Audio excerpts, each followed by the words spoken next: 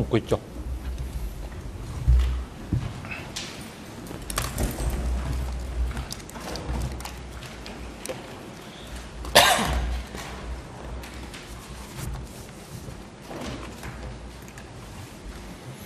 អង្គជំរះប្រកម្មតកិច្ចដំណើរការនីតិវិធីសម្ដែងការហើយសម្ដែងការនៅថ្ងៃនេះអង្គជំរះធ្វើសម្ដែងការបន្តស្ដាប់សក្ខីកម្មអ្នកជំនាញភិជ្ជលវាញបញ្ចប់បលាមជីសម្ដែងការលោកអែមហុយឡើងរាយការណ៍ពីស្ថានភាពវត្តមានអវត្តមានភាគីនៅបុគ្គលនៃអង្គជំរះក៏អញ្ជើញចូលរួមនៅក្នុងកិច្ចដំណើរការសម្ដែងការថ្ងៃនេះ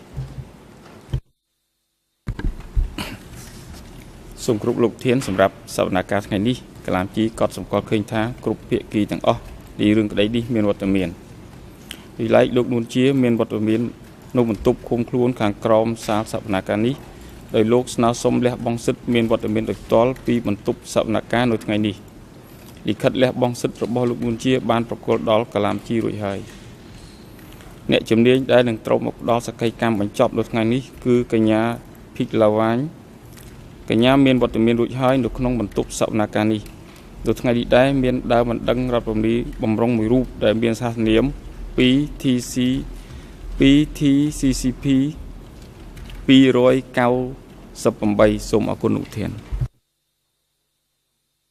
បាទអរគុណលោកអែមហុយជាដំបូងនេះអង្គជំរះសម្រាប់លើដំណើរសុំរបស់ជនជាប់ចោតនួនជាជាមុនសិនអង្គជំរះបានទទួលលិខិតសម្រាប់បងសិទ្ធចូលរួមសកម្មភាពដោយផ្ទាល់ក្នុងបន្ទប់សកម្មភាពនេះរបស់ជនជាប់ចោតនួនជាចុះថ្ងៃទី12ខែតុលាឆ្នាំ2016ដែលបានបញ្ជាក់ថាដោយគាត់មានបញ្ហាសុខភាពឈឺក្បាលឈឺចង្កេះមិនអាចអង្គុយយូរបានមិនអាចផ្ចង់អារម្មណ៍បានយូរនិងដើម្បីមានលទ្ធភាពចូលរួមសកម្មភាពនៅថ្ងៃខាងមុខឲ្យមានប្រសិទ្ធភាពខ្លួនសូមលះបង់សិទ្ធិចូលរួមនិងមានវត្តមានដោយផ្ទាល់នៅក្នុងបន្ទប់សកម្មភាពនៅថ្ងៃទី12ខែតុលាឆ្នាំ2016បានឃើញកំណត់ហេតុពិនិត្យសុខភាពជនជាប់ចោតនួនជាដែលធ្វើឡើងដោយគ្រូពេទ្យប្រចាំការពិនិត្យព្យាបាលថែទាំសុខភាពជនជាប់ចោតនៅអវតកចុះថ្ងៃទី12 11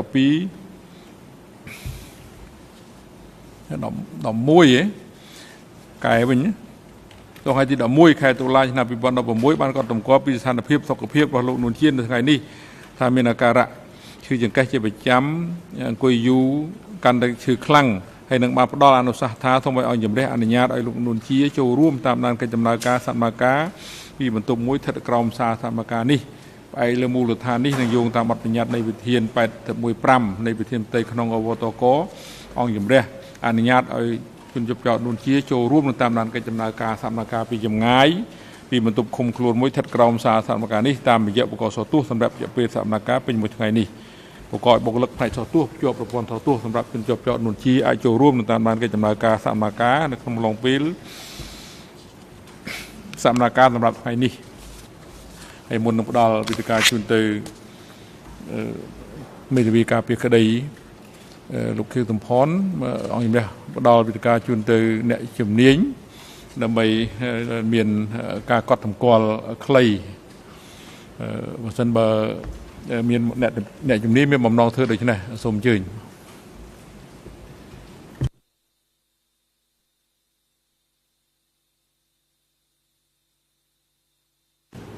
Thank you, Mr. President. I just wanted to clarify my status before the records. It came to my attention this morning that my status was listed as Mrs. Peggy Levine. I don't hold the status of Mrs. I am not a married person. So I wanted to clarify that. Please ask that name be corrected and also that a capital V be added into my name. That's less important to me than my first request. បាទអរគុណច្រើននៅព័ត៌មាននេះបាទជាបន្តទៅនេះផ្ដល់វិធីការជូនទៅក្រមសហមន្ត្រីការពារក្តីដើម្បីបន្តការតាំងសម្រួលដោលចំពោះអ្នកជំនាញហើយសូមបញ្ជាក់ថាតើការបែងចែកពេលវេលាយ៉ាងម៉េចទៅហើយរវាងមេធាវីការពារក្តីខៀវសំផនហើយនិងមេធាវីការពារក្តីនួនជាហើយពេលវេលានៃការនឹងសួរដេញដោលចំពោះអ្នកជំនាញតើលោកមេធាវីការពារក្តីនួនជាមានបំណងធ្វើនៅពេលណា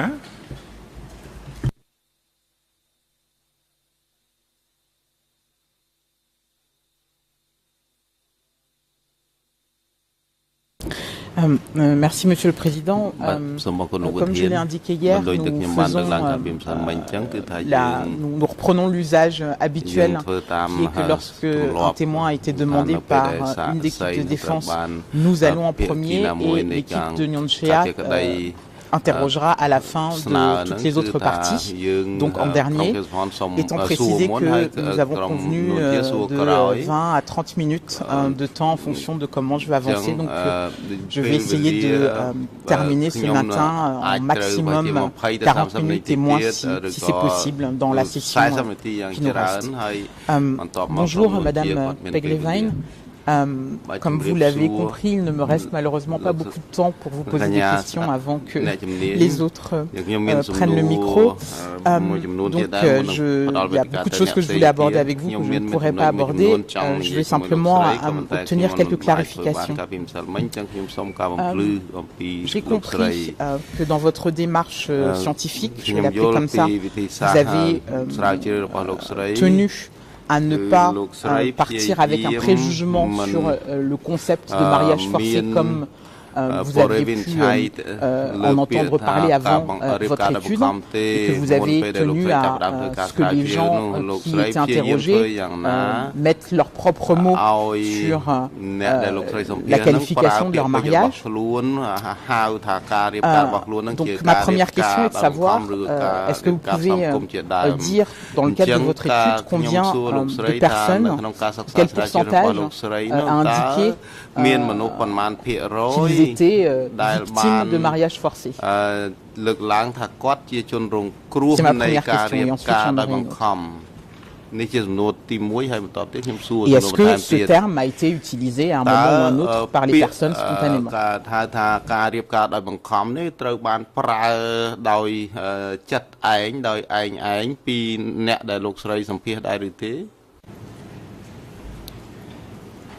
In my entire sample, the word forced was never used.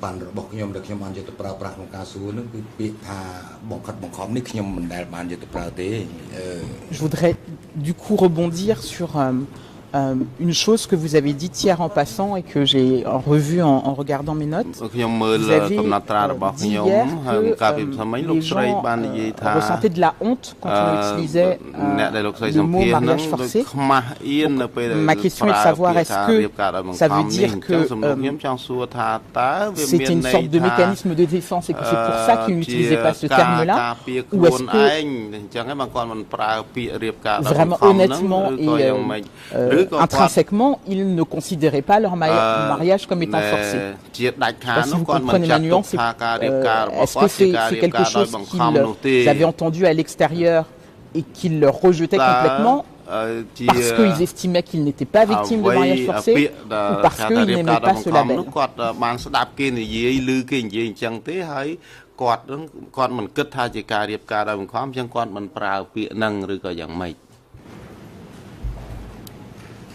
I'll just clarify a little bit more finely about my statement about the word shame.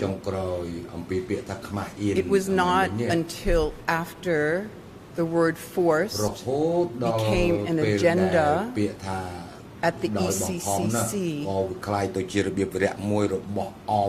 Let me state that differently. It was after the word forced became an agenda item to be evaluated at the ECCC that people began to feel as if they were ashamed to tell their children about where and how they were married.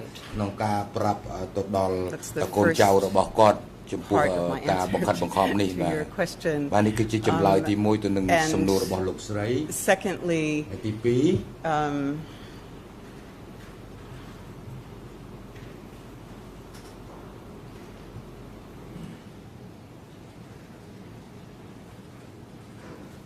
they did not change their interpretation of their weddings as being authentic, but they were concerned about how public they could be given the context of media representation of their weddings.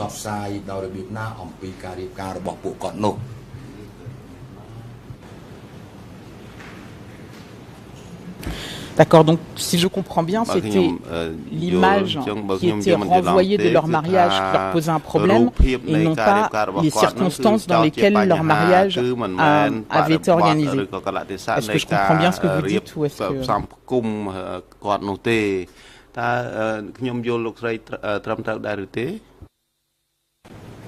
Yes, that the shame factor became an artifact of the representation of their weddings in the media, particularly probably 2004 onwards. Again, I tracked my respondents, especially in that first very dense sample for a very long period of time, some for 5 years, so I could track their shift in their orientation and perceptions of the definition of their weddings. Et une question qui est en rapport avec ce que vous avez pu entendre sur les mariages arrangés avant 70. Est-ce que lorsque vous avez interrogé ces personnes avant que cette notion de mariage forcé soit sur la place publique, est-ce que les gens que vous avez interrogés qui se sont mariés pendant le Kampuchea démocratique, en dehors de la question des rituels qui est un élément important et je suis sûr que d'autres gens vont venir dessus, mais est-ce que les gens faisaient une distinction sur le fait que c'était l'Ankar qui avait choisi, que c'était les parents qui avaient choisi leur éventuel conjoint? Est-ce que c'est quelque chose qui est ressorti de vos entretiens? Et est-ce qu'il y avait une différence importante dans le ressenti sur la manière dont les gens parlaient de ce mariage? Le fait que ce soit plutôt un responsable de village qui est choisi ou quelqu'un de leur famille? Parce que vous avez indiqué au départ que le mariage, de toute façon, n'était pas forcément le choix de deux personnes, mais de deux familles, voire d'une communauté. Est-ce que vous avez fait une distinction dans le ressenti selon que c'était par les gens par une autorité du village ou plus, ou parce que c'était la famille qui arrangeait le mariage, dans le ressenti que vous avez eu ou dans ce qui vous a été dit par les personnes avec lesquelles vous êtes entretenu?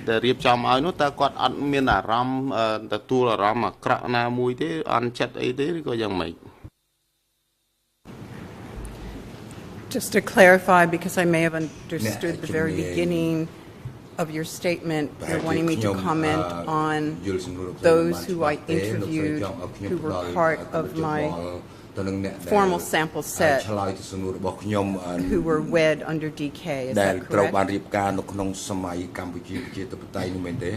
Oui, on va faire ça comme ça. Je voulais mettre trop de choses dans ma même question. Commencez par là, effectivement.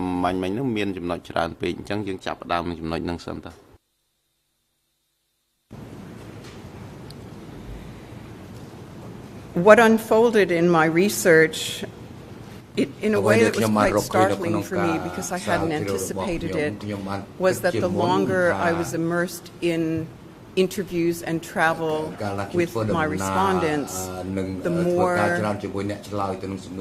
the way in which people talked about Ankar changed.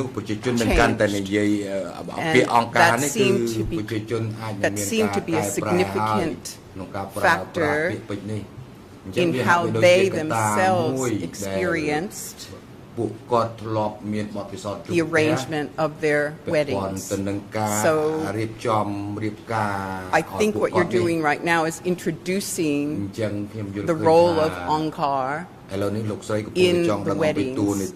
And what I found as introduction to your question was that the way in which Ankar was being presented as an organization shifted in meaning the longer I spent time with people who talked about their weddings under Ankar.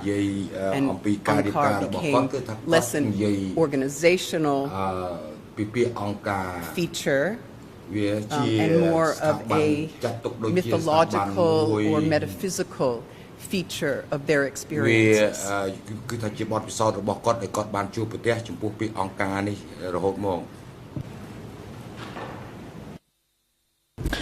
Effectivement, vous consacrez dans votre thèse un long développement sur les différents sens de l'encart au fil des entretiens et des différentes personnes avec lesquelles vous vous êtes entretenu, et je fais référence aux pages 170 à 178 donc, du document E3/1794 ERN en anglais de 000482602 à 000482610.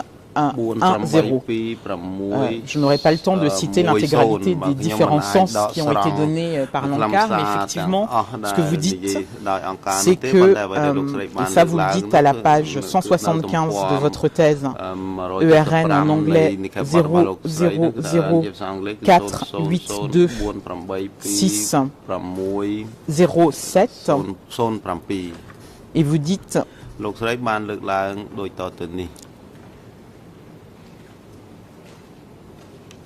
que de moins en moins l'encart est vu comme dans le discours des personnes avec lesquelles vous parlez comme l'organisation d'un parti, et que ça sort du cadre idéologique, et que c'est plus une entité qui a un pouvoir, que parfois c'est identifié à un dirigeant en particulier, parfois c'est quelque chose de plus diffus. Donc, est-ce que vous pouvez indiquer à la Chambre quelle est la définition de l'encart qui est revenue le plus souvent dans la bouche des personnes avec lesquelles vous êtes entretenu?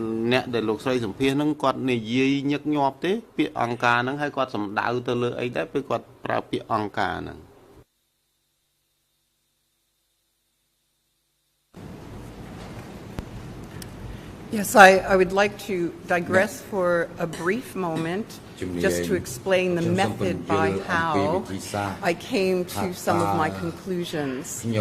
So the form that I submitted this morning that was requested yesterday for submission, I want to clarify that was a data survey form.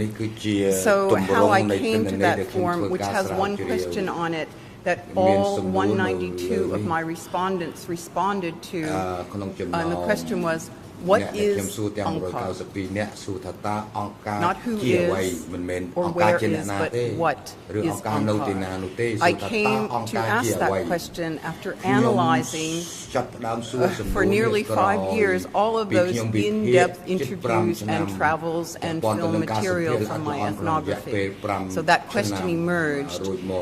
Because I didn't set out to look for that. I discovered it, and then I decided to get more data and information on that. So I want to state that up front. So this term I investigated across all of the respondents. I stayed on page 175.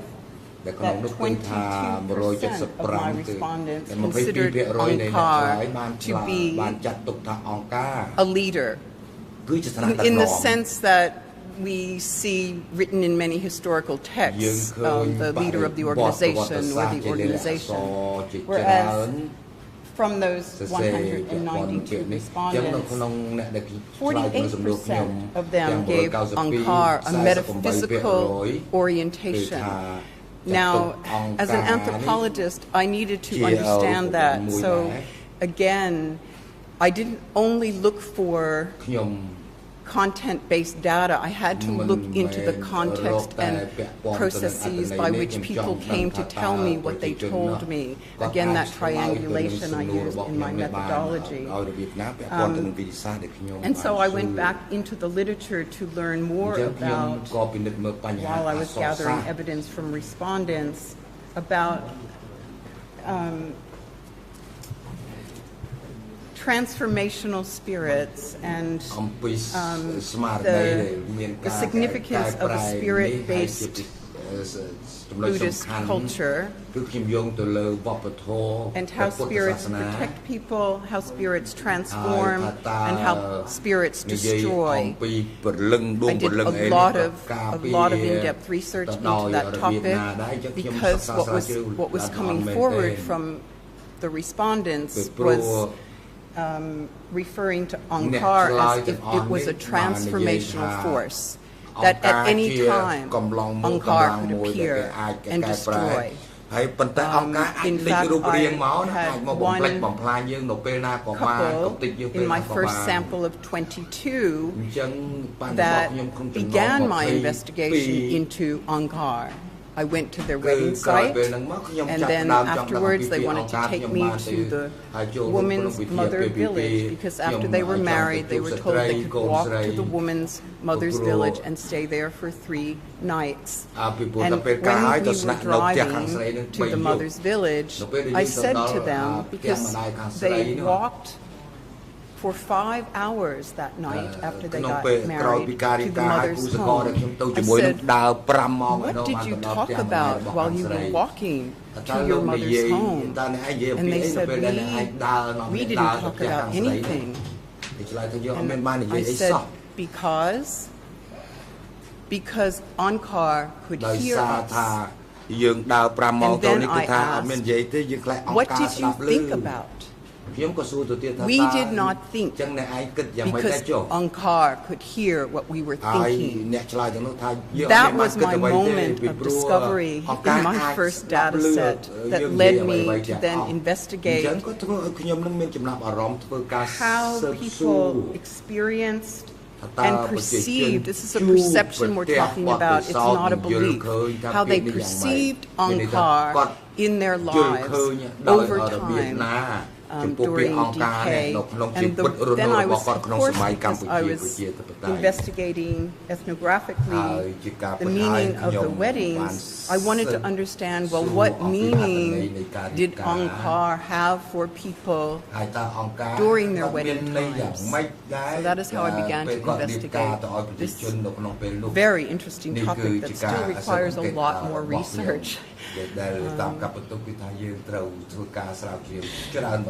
Et cette notion d'Angkar m'amène logiquement à vous poser la question au sujet de vos recherches sur la politique que vous avez pu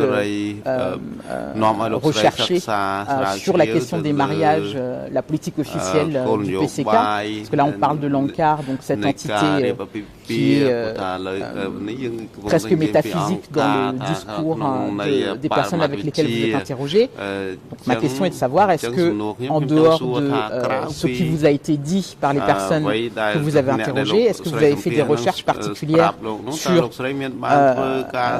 des documents ou des entretiens éventuels avec d'anciennes personnes responsables pour savoir quelle était la politique du Kampuchea démocratique sur la question des mariages, si tant est qu'il y en avait une? Est-ce que vous avez eu des éléments dessus et qu'est-ce que vous avez eu?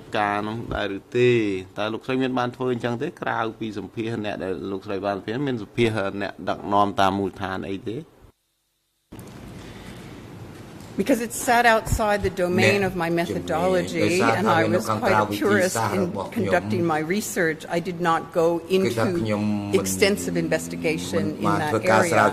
However, I did look to investigate, because of what came out of my study, the potency factor of Angkar. And in doing that, I went to the documentation center of Cambodia and spoke with members of staff there, and was able to look at a collection of sayings by Angkar. I spoke to Henri Lecard, who was doing research in that area, and I did a survey, if you will, of how Angkar was being presented by the regime publicly. And that just assisted in informing me all the contradictory experiences and perceptions and cognitive understanding of Angkar that people were carrying with them during the regime is very confusing time, a very confusing, if I can use the word, entity, because no one knew where Angkar was. Was there a headquarters? If it was, where was Angkar? What did Angkar look like?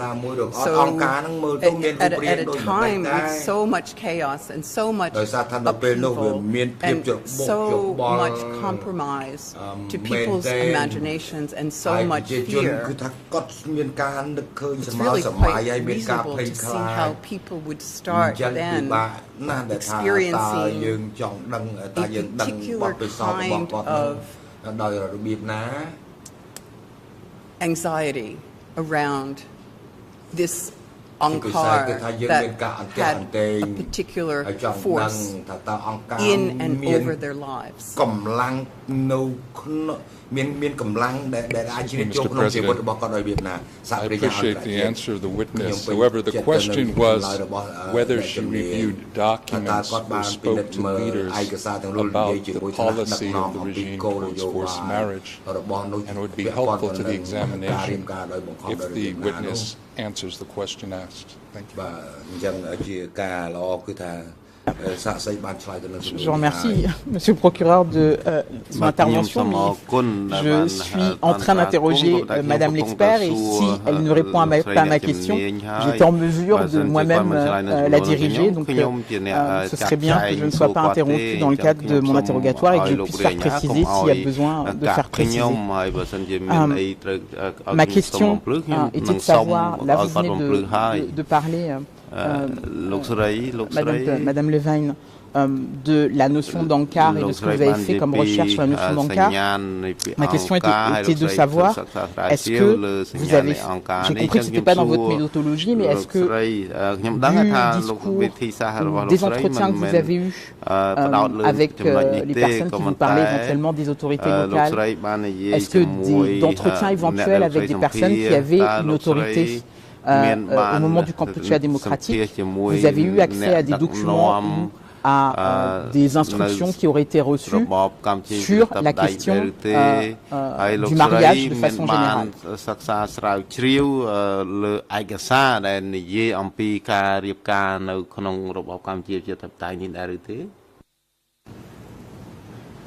Thank you, and I apologize for not answering fully the question that you posed to me before.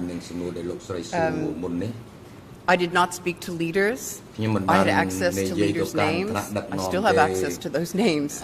But that to move in that pathway, given the parameters of the research and the purpose of my research around investigating the phenomenon underlying weddings, had me stay within the boundaries of the methods that I set and the ethics and ethical board ruling that I had, that I need to stay within the domain of. That to have done that would have fallen outside of the purpose of this particular study. However, there's scope for someone to move that study forward. I think it would be a brilliant study for someone to do.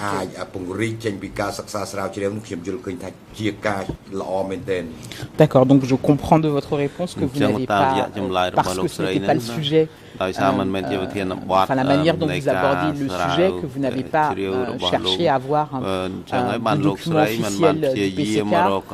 Est-ce que, sans recherche particulière, vous avez eu vent, notamment au travers des dictons, des 12 principes moraux du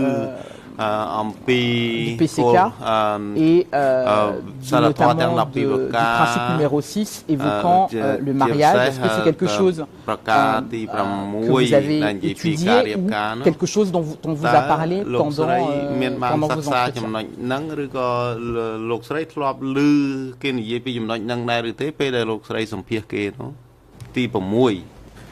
Of course, I considered all of those principles because it was part of my literature review. Did people in my samples, did my respondents refer specifically to any of those principles? No, they did not. Je vous dis ça parce que c'est effectivement la question de la politique, la question de comment se déroulaient les mariages, par qui ils ont été, comment ça a été appliqué sur le terrain et quelles étaient les directives en haut lieu s'il y en avait. C'est une question centrale de ce procès. Et peut-être pour essayer de vous faire rebondir, je ne sais pas si vous avez lire d'autres études dessus ou d'autres interventions d'autres personnes à ce sujet.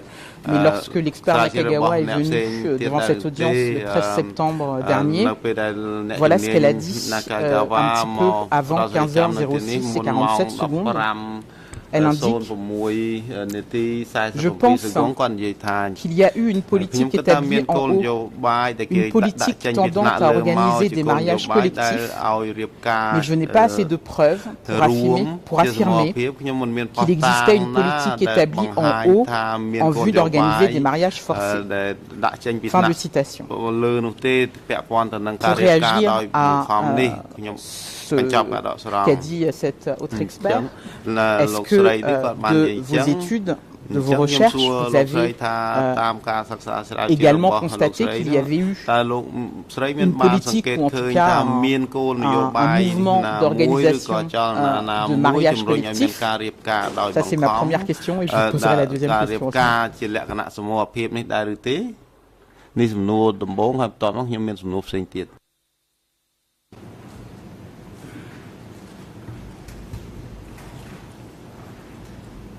Because I mapped as much as I could my data across time and place.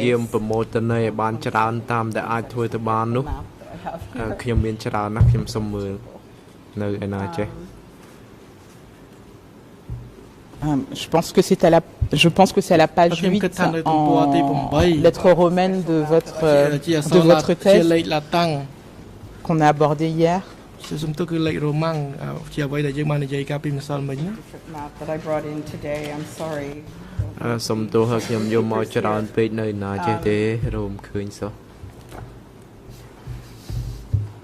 I'll return to give you hard data on your question in a couple of moments. Because I wanted to, yes, understand how the weddings happened over time and place. I noticed that in areas where weddings were not occurring, there were more purges being done by the Khmer rouge. I even hesitate to give an interpretation about what that meant in its relationship to the weddings. But I think there was a relationship between the places in which there were purges and the ways in which weddings were formulated more in a more sequenced way in certain regions, and then that sequencing seemed to have moved into the regions, particularly in the West, following purges that had happened, and they became, again, because I tracked rituals, the rituals that were being reconstituted later on in the regime, 78 and 79, were much more reified than they were at the very beginning of the regime. Now, having said that, the way in which those reified rituals were being enacted seemed to very much be correlated with the presiding commune leader, usually village leader, at the particular sites. So in other words, some people had liberty in certain areas to go to a parent's house after a wedding. Some did not. But there was still a period of time that they were given after the wedding to be together. Albeit in some places they were together for the rest of the regime, and in other places they were together for a number of days, and then they were sent to different places. But it depended on whether they came from the Philippines. So it's very hard for me to answer your question as adequately as I would like, because I was always trying to make things fit into a pattern to see if there was a policy from the top that was coming down. What I think is there was a general consensus at the top that we have a plan to do something here, and the weddings are part of that. How that was enacted seemed to vary so much across time and place initially at the beginning of the regime that it's hard to say that a policy had been established at the beginning of the regime. It could be, and I hypothesize this, I've been hypothesizing it more because I've been carrying on my research since this period, especially since I've had access to testimonial work at the Shell Foundation in LA. It seems to me as if a policy was being developed, but at the beginning of the regime, there was a flying by the seat of your pants policy. And there's a big word of mouth that happens in Cambodia. In Australia, Aboriginal terms, we call that song lines, where there are informal networks of communication about how things happen. I think that informal song line process fed the development over time of the beginnings of a policy. But I can't say that I was able to discover one in my research. Sorry for interrupting, I hate to do this, but this is too unclear for me. What kind of policy are you now referring to? Policy for what? Generally, weddings, without qualification, arranged, forced, nothing. Just weddings. Thank you. Il n'y avait pas de micro et du coup nous n'avons pas entendu la réponse de l'expert. My question is on record. Then please repeat the answer.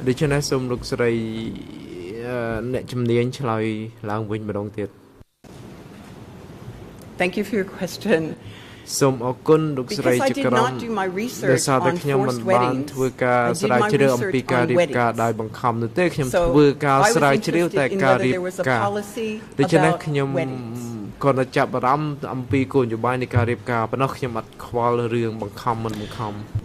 Et sur, du coup, j'ai l'impression qu'on n'a pas l'intégralité, et sur l'existence d'une politique sur les mariages, vous dites, oui, il devait en exister une, en tout cas, c'est ce qui ressort de mes recherches, c'est ça?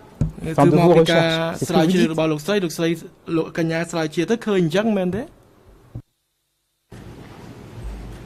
Yes, I apologize for thinking out loud in my response to your question. At the beginning, my data seems to show strongly that at the beginning of the regime, there was a general understanding that weddings were going to happen. However, it was so chaotic at the beginning in how the weddings happened. Because people had so much access to traditional weddings in the early stages of group weddings, particularly in 75 and 76, but it was not until 77 that weddings seemed to have appeared to be more consistent. So I think in the beginning of the regime, there was not a quantifiable policy on weddings. I think after areas were purged and people were moved around to different locations, then weddings started to come into some of those purged regions. គេចាប់ផ្ដើមឲ្យមានការរៀបការនៅតំបន់ដែលបោះសម្អាតហើយនៅឆ្នាំ there were some rituals that were reintroduced because I think rituals are important to ចាប់ផ្ដើមឲ្យមានពិធីនៅក្នុងរបបនោះហើយ by 1978 I ហើយ think នៅចុង78វិញ a policy in some ways organically happened គឺថាគោលនយោបាយនោះហាក់ដូចជាកើតឡើងដោយទូទៅតែម្ដង policy that was passed ប៉ុន្តែ down ខ្ញុំមិនដឹងថាតើវាជាគោលនយោបាយជាលិលាអក្សរដែលគេផ្សព្វផ្សាយឬមួយក៏ការផ្សព្វផ្សាយជា I think the policy was ផ្ទាល់មាត់ជាដើ in ម some ways an organic one ប៉ុន្តែខ្ញុំគិតថាវាគោលនយោបាយនេះគឺជាគោលនយោបាយរួមមួយដែលហាក់ដូចជាប្រជាជនទាំងអស់នៅចុងឆ្នាំ78ដឹងថាមានគោលនយោបាយពីការរៀបការព្រះញ្ញាសូមអភ័យទោសខ្ញុំដឹងថាមេធាវីការពារក្តីក៏កំពុងធ្វើការសួរដេញដោលប៉ុន្តែនៅពេលដែលយើងជំទាស់គឺយើងមិនជំទាស់ទៅលើការសួរនោះទេសំណួរនិយាយពី Is she familiar with commandment number 6? ប្រការ6ប៉ុន្តែអ្នកជំនាញឲ្យបានឆ្លើយពីប្រការ6នេះទេ Le procureur aura tout loisir de poser les questions qu'il souhaite lors de son interrogatoire. Lorsqu'on échange avec un expert, on rebondit en fonction des réponses et je rebondis en fonction de ces réponses. Donc, et comme il ne me reste pas beaucoup de temps, je vais aller sur les points qui m'intéressent et monsieur le procureur aura tout le loisir d'examiner tout ce qu'il souhaite dans le cadre de son interrogatoire. Une question, parce que je suis prise par le temps, une question, vous avez, dans le cadre de votre comparution, fourni spontanément un certain nombre de documents à la Chambre, et notamment un document qui s'appelle, dans lequel plutôt vous faites référence à un entretien que vous avez examiné de CDCAM, un entretien que vous avez examiné d'une personne qui a été interrogée aux États-Unis et que dans le cadre de votre travail à la Shoah Foundation, vous avez eu à examiner et à lire dans le cadre de vos recherches. Et je fais référence donc au petit synopsis que vous avez envoyé à la Chambre qui a le numéro 23/10676. Donc c'est les ERN 01330847 et 01330848. Je ne suis pas sûr que vous l'ayez en main, donc est-ce que je peux, avec l'aide de M. l'huissier d'audience, remettre le document à Mme Peggy pour qu'elle sache à quel document je fais référence. Et dans ce document, pendant que je continue, je crois que M. le Président a hoché la tête.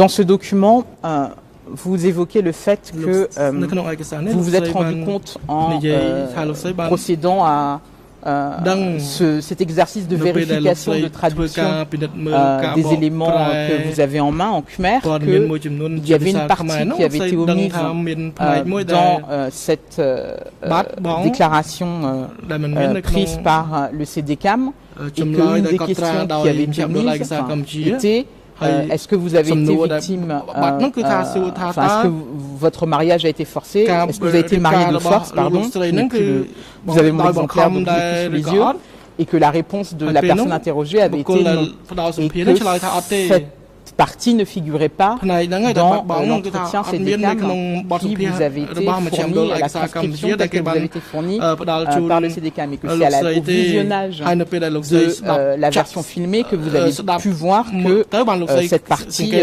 était manquante. J'en reviens donc à la question générale. Là, vous voyez même dans les interventions de la Chambre des partis et je suppose des remarques que vous avez eues par rapport à votre travail. Il y a toujours un problème à parler des mariages sous le Kampuchea démocratique quand on n'utilise pas la mention de mariage forcé.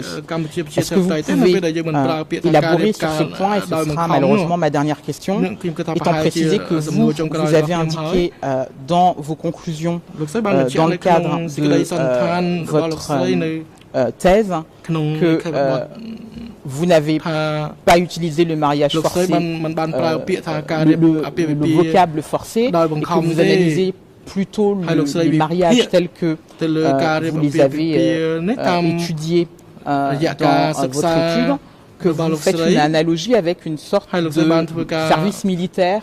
Et est-ce que vous pouvez expliquer quelles sont vos conclusions à ce sujet et comment vous déterminez? Je sais que c'est une question très compliquée, mais malheureusement il ne me reste que même pas 5 minutes pour vous laisser développer sur ça, mais je suis sûr que dans le cadre des autres questions, des autres parties, vous aurez à revenir dessus. Mais est-ce que vous pouvez au moins donner une vision synthétique autant que possible de ce que vous avez décrit?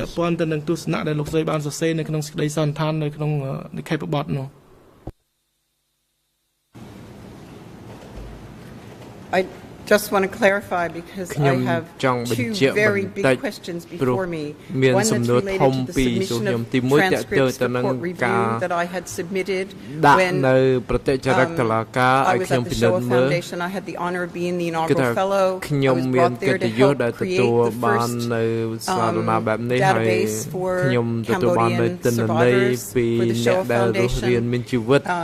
So do you want me to reply to that or to the latter question about my use of the term conscription or to divide it in half? Vous pouvez diviser en deux.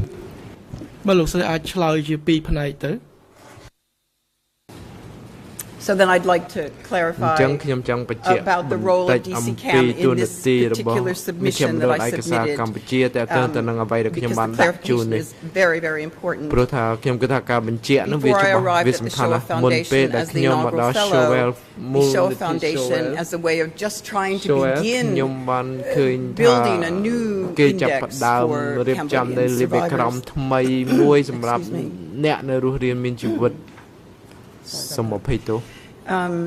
They had brought in some DC CAM staff to help them begin that process. And the DC CAM staff did two things. They wrote the interview protocol that they were going to be using, and they also interviewed 2 Long Beach Cambodian former refugee survivors. Because I was doing research still on the wedding period, I looked first at the questions that were being written because I was then going to be expected to take testimonials based on those written questions. And I questioned the integrity of the questions that were being put before the survivors. And that document was changed. Then I had access to the filmed, the Shoah Foundation owns the film. I had access to the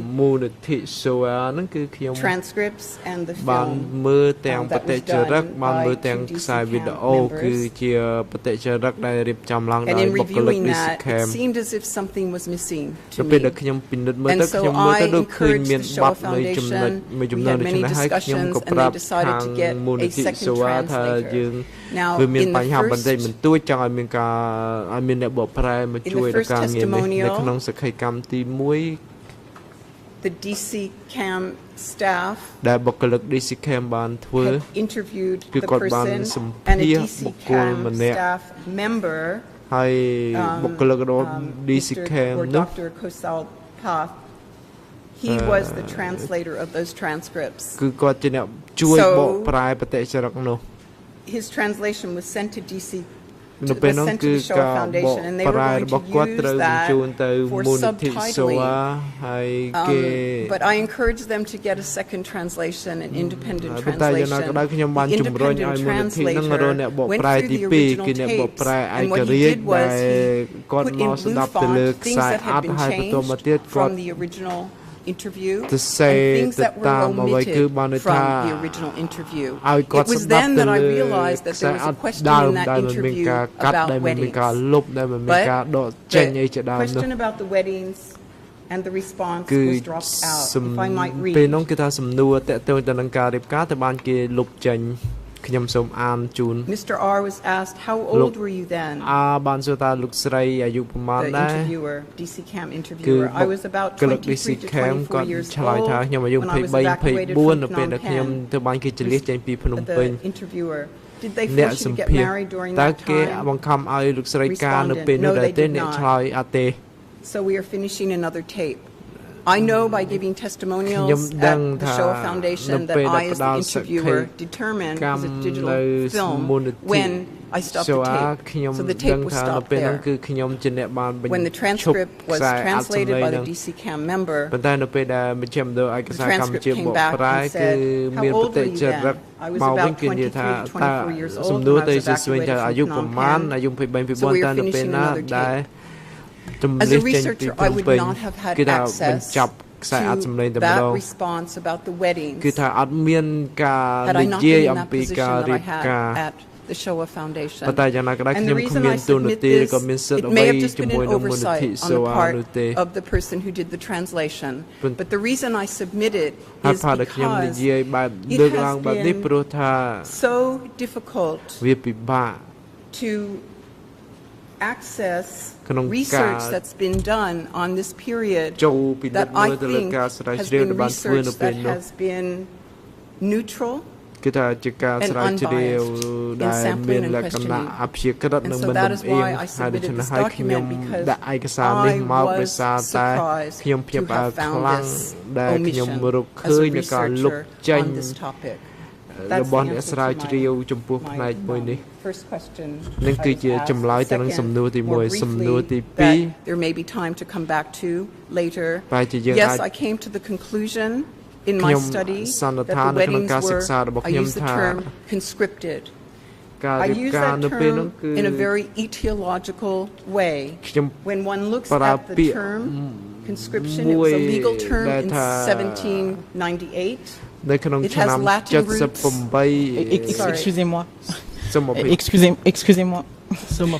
Je vous arrête parce que en français, j'ai entendu le terme forcé dans la traduction et je ne pense pas que c'est le terme que vous ayez utilisé. Est-ce que vous pourrez utiliser le terme que vous avez en anglais pour être sûr que nous ayons une bonne traduction en français?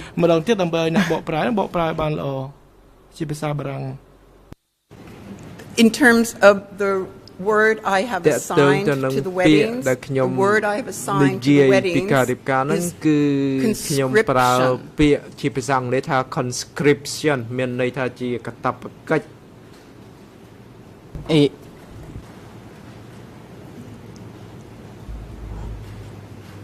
Et conscription, quand vous dites conscription, est-ce que on ne peut pas vous opposer que ça pourrait être une autre façon de dire que c'était forcé ou contre la volonté? Quelle différence est-ce que vous faites entre conscrit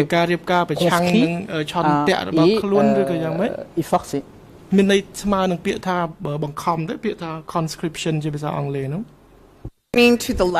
Returning to the Latin roots of the word, if you look at the etiology of the term, it means write down together. It was first used in Britain when they were gathering troops by writing down orders to put people's names on lists for service.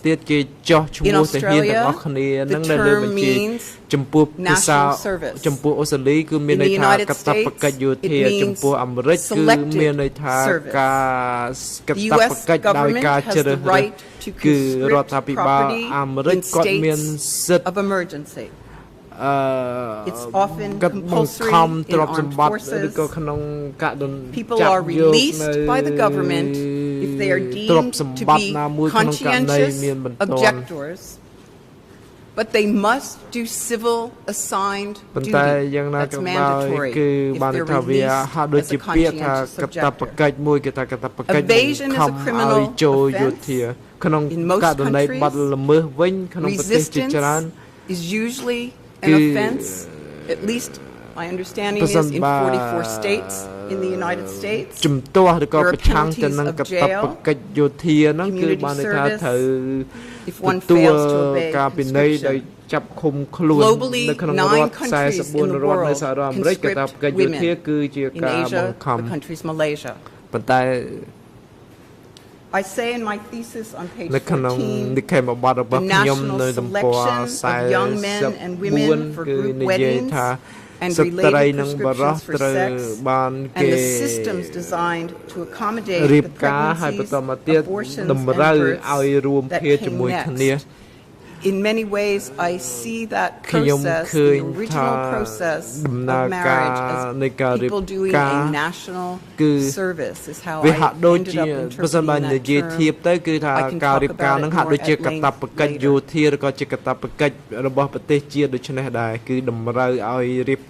later. Le temps m'est compté, il faut vraiment que je laisse du temps pour mon confrère de l'équipe non-chia. Mais un point sur la question de conscription et je tiens à dire d'ailleurs qu'en français j'ai encore entendu le terme forcé. Je ne sais pas si c'est un mot que vous avez utilisé en anglais, ou en tout cas je l'ai lu en français, donc je attire l'attention pour les transcripts. En tout état de cause, quelle différence est-ce que vous faites, et ce sera ma dernière question puisque je n'aurai pas plus de temps, entre un choix qui a été fait dans les mariages traditionnels antérieurs en disant c'est l'âge de se marier et on estime que pour la famille il faut se marier avec telle personne, pas forcément le choix du conjoint, et avec ce qui s'est passé pendant le Kampuchea démocratique, en tout cas à certains endroits où on dit c'est le moment de vous marier et le choix est fait soit en accord avec la famille, soit sur une proposition ou dire du chef de village ou du chef d'unité. Quelle est la différence dans la mesure où dans l'un et l'autre cas, si j'ai bien compris, les époux n'avaient pas forcément le choix de leur conjoint. Est-ce que vous pouvez faire, et ce sera ma dernière question sur ce point, et je laisserai ensuite la parole.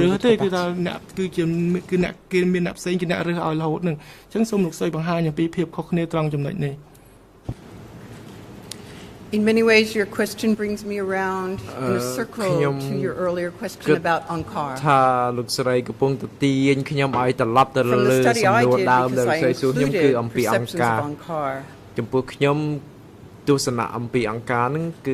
being conscripted in many ways was being called up by Angkar for service.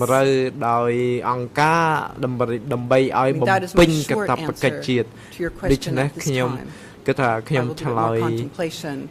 But there is a relationship between the way the term Angkar was being used in the weddings and people's experiences of loyalty, which is part of some of the principles that I'm sure we'll talk about later, and service.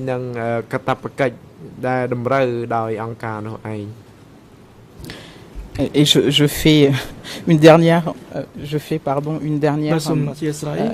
précision. Vous parlez de loyauté vis-à-vis de l'Angkar.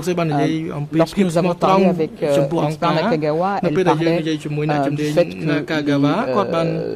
les enfants ou qui devaient se marier aussi en reconnaissance et une sorte de loyauté vis-à-vis des parents, de leurs parents. Est-ce que vous faites un parallèle entre ces deux choses ou est-ce que pour vous ça n'a rien à voir?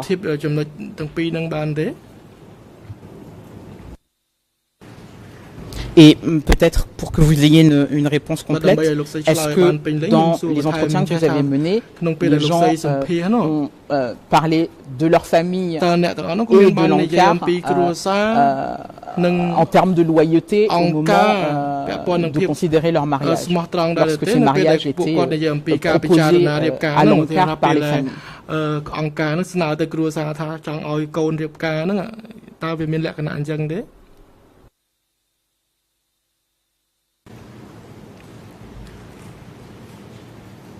I think to say, if I were to say yes, that I agree with Ms. Nakagawa's statement, would be a surface agreement. Because what I'm talking about here is very dimensional and very complex. This issue of loyalty at a time when people were displaced, and then their loyalty to families was displaced and then replaced on Angkar is a thread that is part of my answer to your question. But again, it's very complex.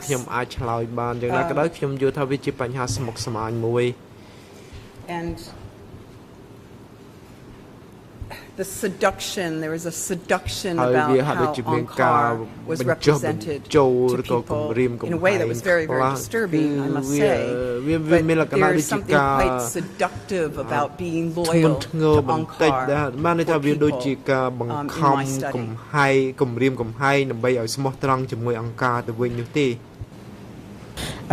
C'est avec regret, Monsieur le Président, que je mets fin à mon interrogatoire et j'ai dépassé le temps qui m'avait été accordé par mon confrère et j'espère que vous ne lui en tiendrez pas rigueur. Il y a eu quelques complexités qu'il fallait avancer. Donc vraiment, c'est de ma faute, ma très grande faute.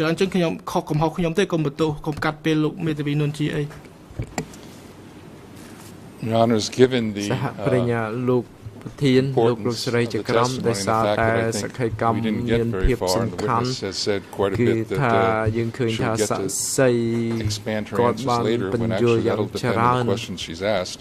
I would propose that both sides be given an extra session, that the witness be extended to 2 days. ប្រសិនបើអាចគួរតែអង្គជំនុំជម្រះបញ្ជាពេលរហូតដល់ 2 ថ្ងៃតែម្ដងទៅសម្រាប់ភាគីទាំងសងខាងនេះ I just wish to add ចក្រមខ្ញុំចង់បន្ថែមបន្តិចព្រោះថាអង្គជំនុំជម្រះក៏មានសំណួរចង់សួរដែរ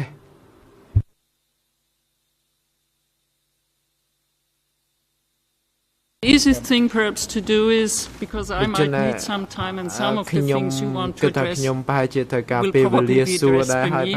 Perhaps we can make a decision on how much we will additional time give to the parties after I finish my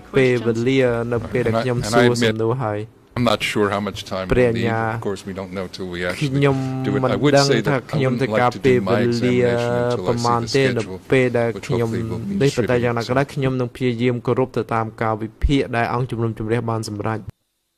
Questionnaire hasn't been Sorry, the questionnaire, I haven't gotten it, and I don't see it on email yet. ចំពោះគម្រោងសំណួរខ្ញុំអត់ទាន់ទទួលបាននៅឡើយទេខ្ញុំមិនទាន់បានឃើញនៅអ៊ីមែលនោះទេ ចក្រមអត់ទាន់ឃើញទេអញ្ចឹងប៉ុន្តែខ្ញុំចង់ប្រើប្រាស់សំណួរគម្រោងសំណួរនេះដែរមន្ត្រីច្បាប់តាលោកស្រីតាលោកអាចជួយកូពីគម្រោងសំណួរនេះដើម្បីជូនដល់ភាគីនានាបានទេ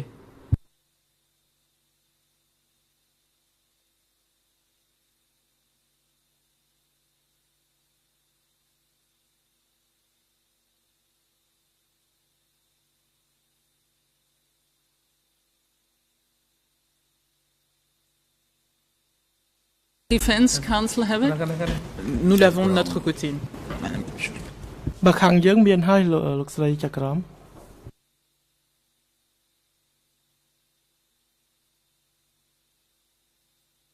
Short, so easy to digest, but still.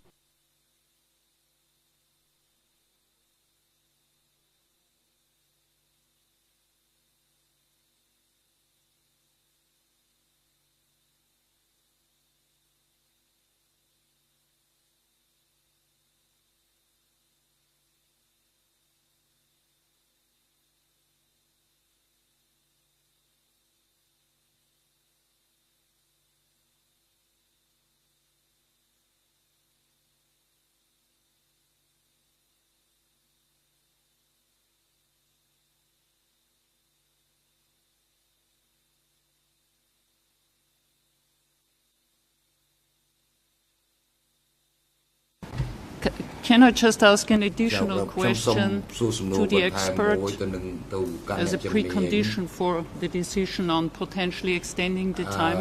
How long are you available?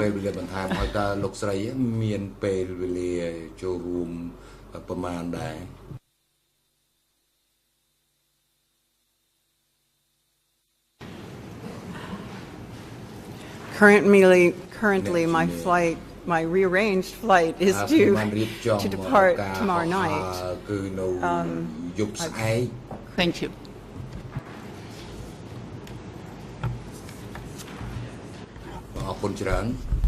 Okay, then I'll go next. The first thing I want to do is a procedural issue. The Chamber wishes to admit the questionnaire. Any into evidence has already been referred to. Are there any objections to that from any of the parties? For the record, no objections are registered. The Chamber therefore puts the 2 pages of questionnaire on the case file, admits it into evidence, and I'm reading into the case file the confidentiality agreement because it's only available in handwriting, and I would ask you to confirm that this is actually really the agreement. So the confidentiality agreement reads as follows. Point 1, I give permission for my interview to be used in research. And point 2, I understand my name will be kept confidential, alternatively secret. Is that correct?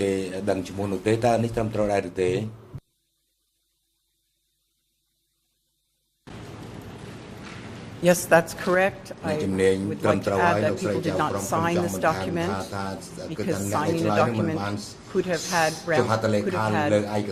implications for people. So they gave a verbal agreement, and that verbal agreement was recorded.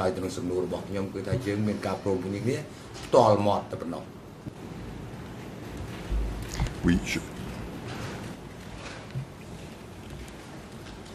Voilà, je voulais intervenir parce qu'en fait, dans la version française, c'était un accord donné à la Chambre. គេនិយាយថាកិច្ចព្រមព្រៀងជាមួយអង្គជំនុំជម្រះអញ្ចឹងមិនមែនទេគឺកិច្ចព្រមព្រៀងរក្សាការសម្ងាត់នឹងក្នុងពេលលោកស្រីគាត់ធ្វើការស្រាវជ្រាវឯនោះទេ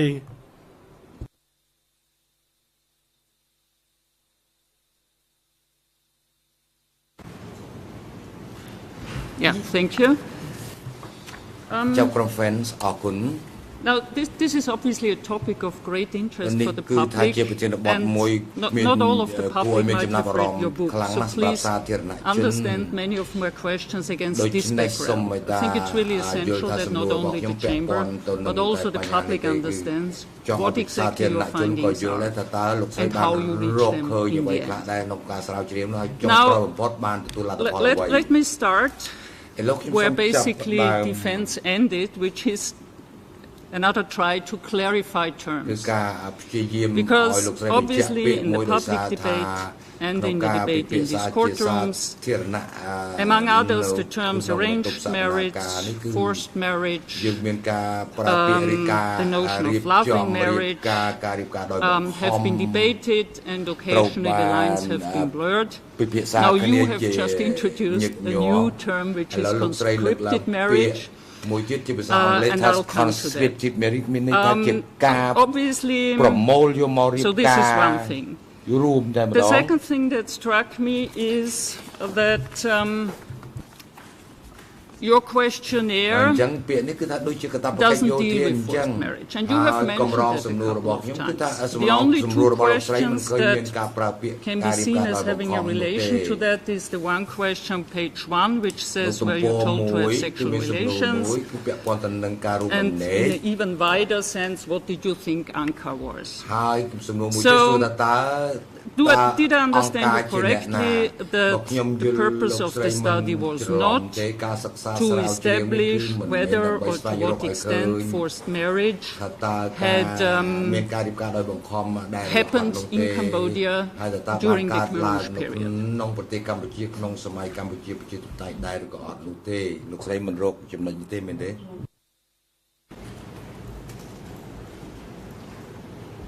Yes, that's correct. Can you remind us what was the purpose of the study? Very short.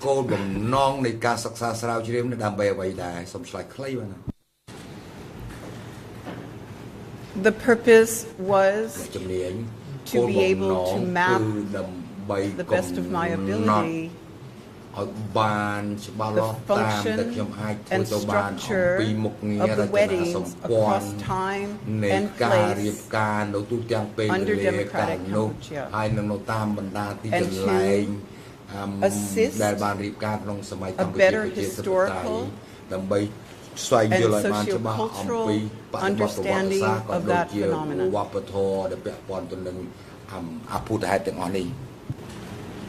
Now, I want to go back to this before I actually ask you, so you know where my initial question is going.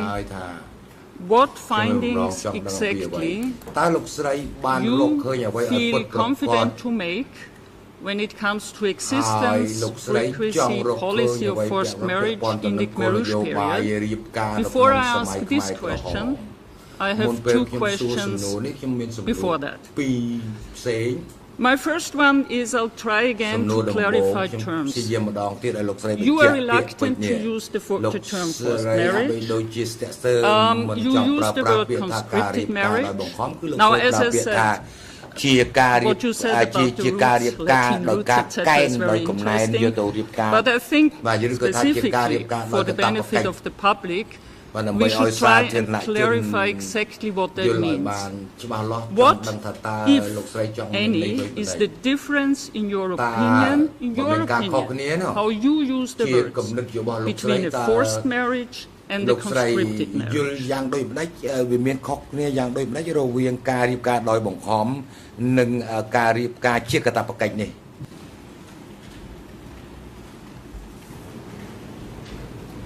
Firstly, in the methods that I used, it was important that I only represent the perceptions, beliefs, opinions, experiences of the respondents in my study. And in doing that, no one in my study told me that their weddings were forced. That's the first statement that I'd like to make.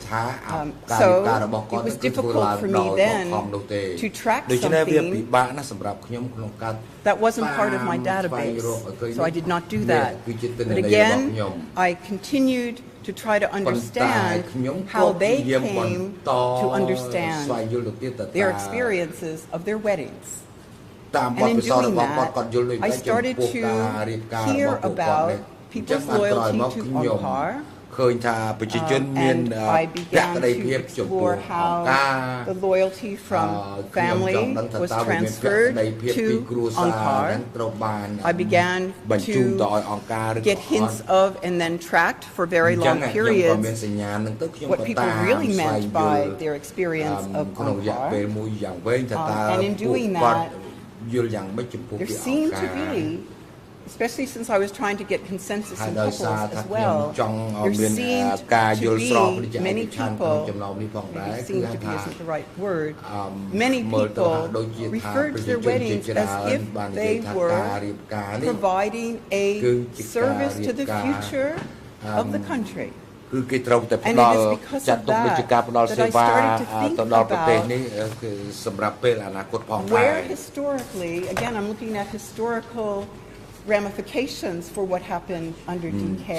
Where historically have there been times, have there been governments, have there been regimes who have called people up for national service? Can I interrupt you there, because I think I followed you when you said, when you described conscription.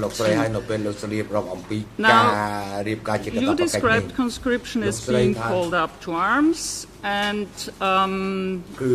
if you didn't come up, you might be imprisoned. Now my question is this, do you understand it correctly? Is this how you describe conscription?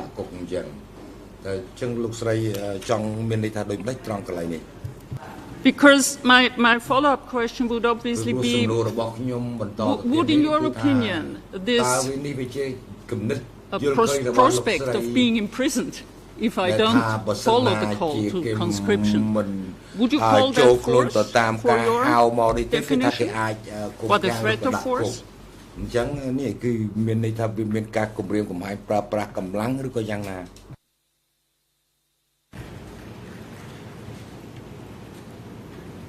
If I might self-disclose for a moment, because given my age and my generation, I was a member of the Vietnam War culture in the United States when my friends who did not have the right to vote, they were 18 and the right to vote was 21, were being called up for the draft in the United States and went to serve or did not and went to jail or prison. So what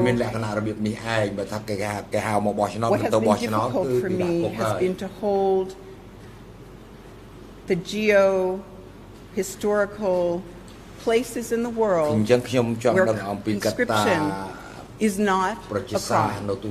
For a government to conscript people into service is not a crime. So I am holding right now that same right in my use of the term conscript for people in the weddings under So if I understand you correctly, you are saying even if these marriages came about under the potential threat of a sanction, they wouldn't be a crime because conscription isn't a crime in certain countries. Did I understand this equation correctly?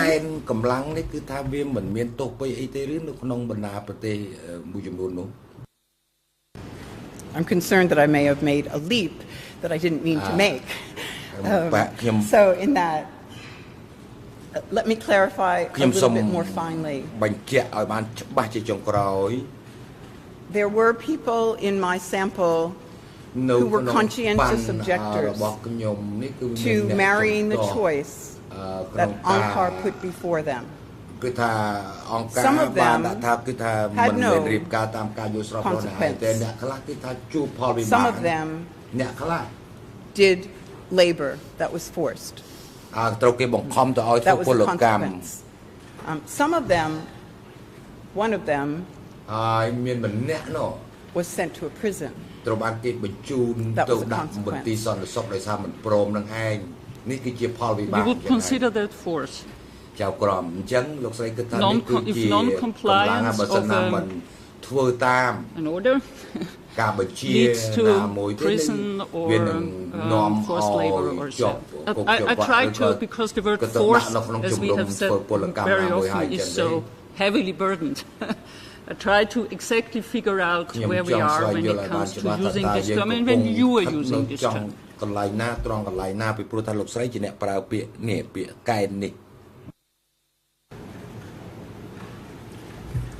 I know that what I'm presenting is very challenging. And it's challenging to me as well to put my head around it, so I appreciate this debate. The crux of how I came to determine that word conscripted is related to the topic that we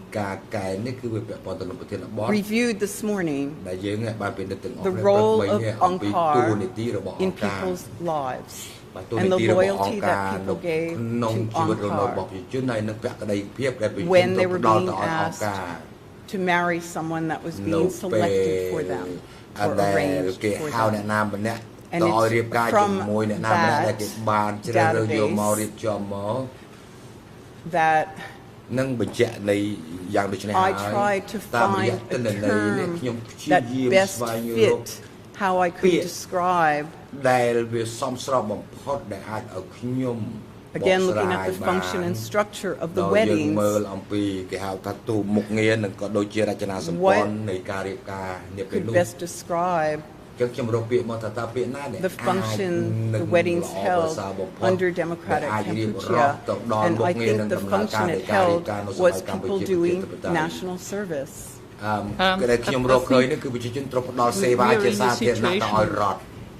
which we get frequently with, on one hand, lawyers who need to deal with the specifics of a crime, which is the reason why I'm coming back to certain questions. And you are obviously coming from a different professional standpoint. So please bear with me if it seems that I'm insisting on something which might not be very relevant for you.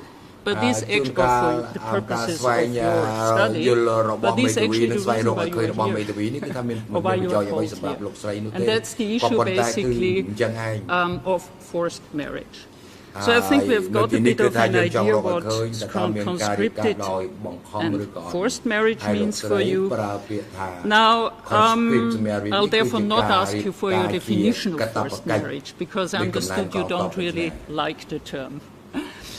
Well, would you feel comfortable to define forced marriage here in this courtroom for us, the way you use it?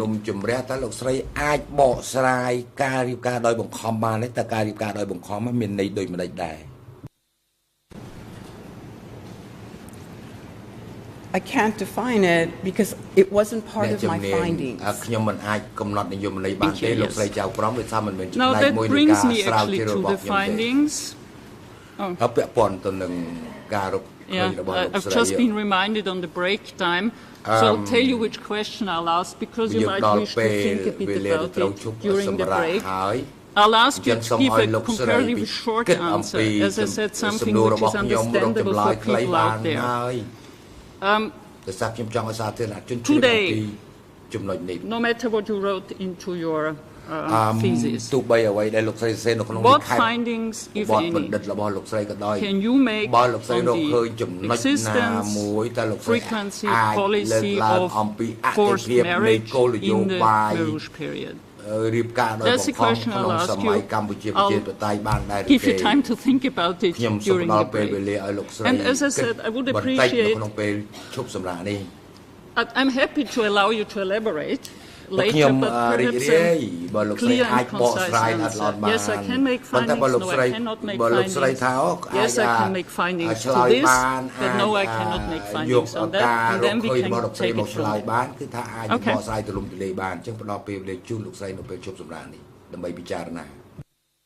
អរគុណលេងដល់ពេលខ្ញុំតបសម្រាប់ហើយឲ្យមានឱកាសសម្រាប់ចាប់ពីពេលនេះទៅរហូតដល់ម៉ោង 10:35 នាទីសូមអញ្ជើញចូលវិញដើម្បីបន្តកិច្ចដំណើរការសកម្មភាពសម្រាប់ចុះសូមអញ្ជើញក្រោកឈរ